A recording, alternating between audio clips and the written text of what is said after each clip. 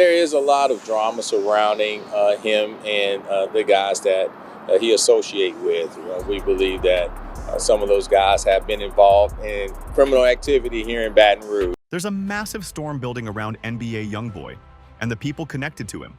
And what's coming to the surface right now is far darker than anyone imagined.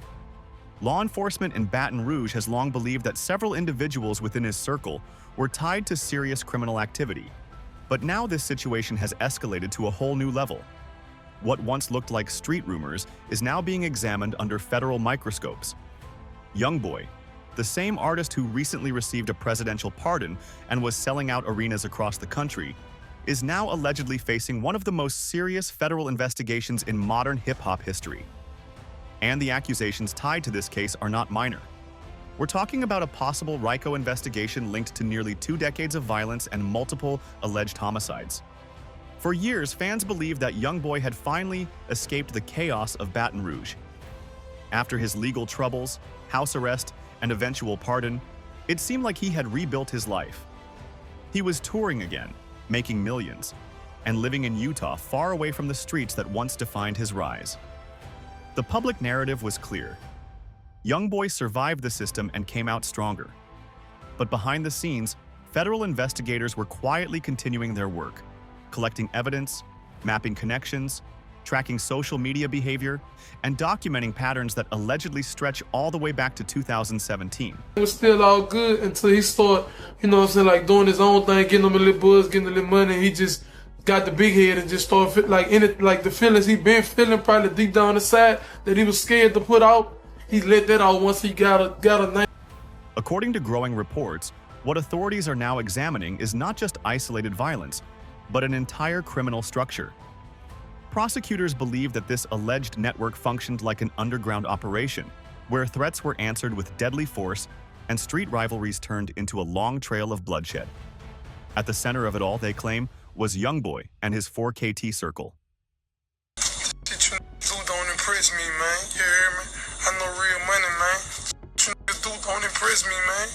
You hear me? You know what I'm saying? Copycat. You the shit you see me do, you wanna do, but you supposed to be up though. What you saying? Huh? I'm about beef, and what it is? You hear me? Who you is? Get it. Down to man, that nigga.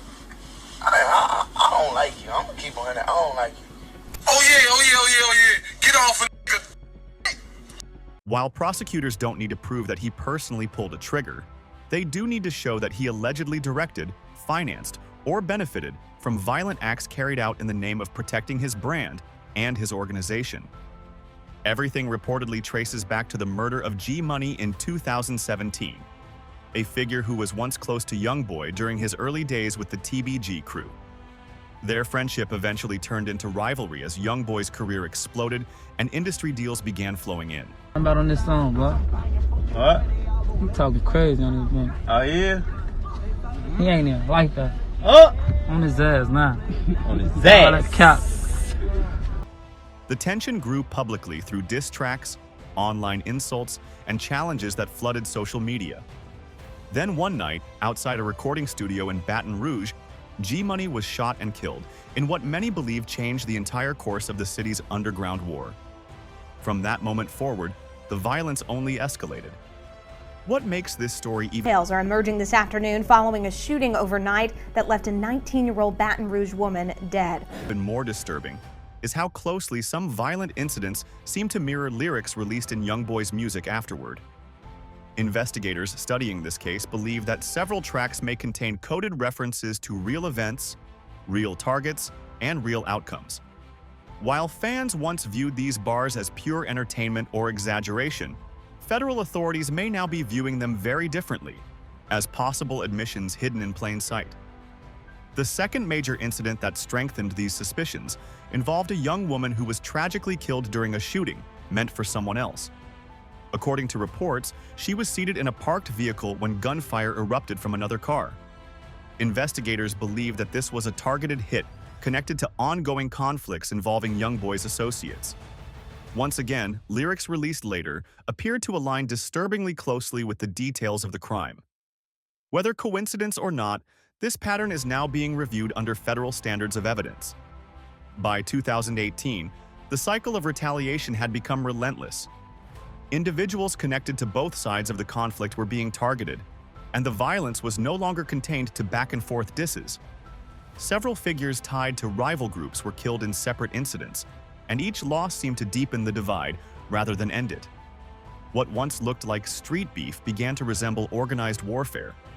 One of the most chilling aspects of the investigation is how openly deaths were celebrated online. Social media posts, live streams, music videos, and song releases allegedly became tools not just for mocking rivals but for sending messages. Investigators believe that patterns of posting immediately after violent crimes may show awareness of events before they ever reached the news. This digital behavior is now being reviewed as potential circumstantial evidence connecting individuals to real-world actions. As these killings continued into 2019 and 2020, the web only expanded wider. Family members, younger associates, and rival crews were drawn into the chaos. Several teenage suspects would later be arrested in connection with violent incidents, painting a disturbing picture of how deep the influence allegedly reached. The streets were no longer just dangerous. They had become recruitment zones for the next generation of conflict. What separates this situation from typical street violence is the scale. Investigators believe that as Youngboy's financial power grew, so did the operational capacity of his circle. With money came vehicles, weapons, legal protection, and mobility, allowing conflicts that once stayed local to spread across state lines. When a high-profile shooting later erupted at a luxury hotel in Miami, killing an innocent bystander, the world finally saw how far this war had traveled. Federal RICO laws exist for this reason, not to focus on one specific crime, but to dismantle entire criminal enterprises. Under RICO, prosecutors don't need to prove individual guilt for every murder. They only need to prove that a structured organization existed and that violent actions were committed in furtherance of its goals. And according to emerging reports, that is exactly what the federal government may now be preparing to argue. Youngboy's earlier legal victories, including his recent presidential pardon, only applied to past convictions, not future charges, and not large-scale RICO conspiracies. That means if this case moves forward, the stakes are higher than anything he has ever faced before. Life sentences without parole are very real outcomes under these statutes. And what makes this entire case even more dangerous for him is the amount of self-documented material available. Lyrics, live streams, Instagram posts, interviews, and music videos have been stored, archived, and analyzed for years. Federal investigators are known for turning an artist's own words into courtroom weapons when patterns align too closely with real-world events. This is no longer just a rap story.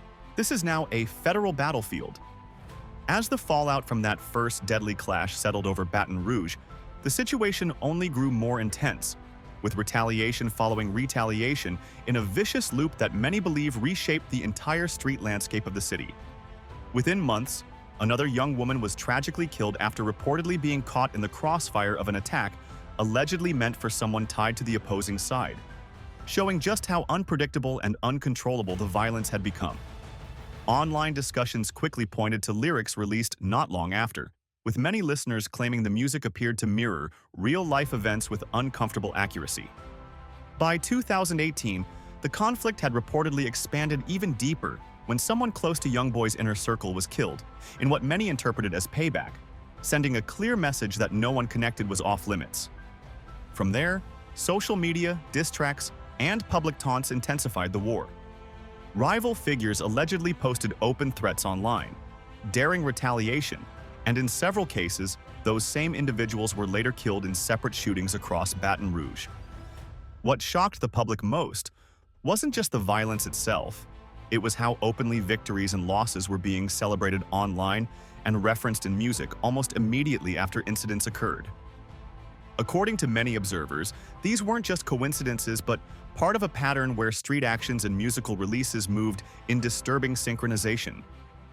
By 2019 and into 2020, multiple new rival groups had reportedly been pulled into the conflict due to alliances, family ties, and revenge cycles that spiraled beyond the original dispute. Teenagers, associates, and even bystanders were reportedly caught in the middle as shootings spread into new neighborhoods. Some arrests followed, but street justice seemed to continue regardless. Many began to believe that this wasn't random chaos.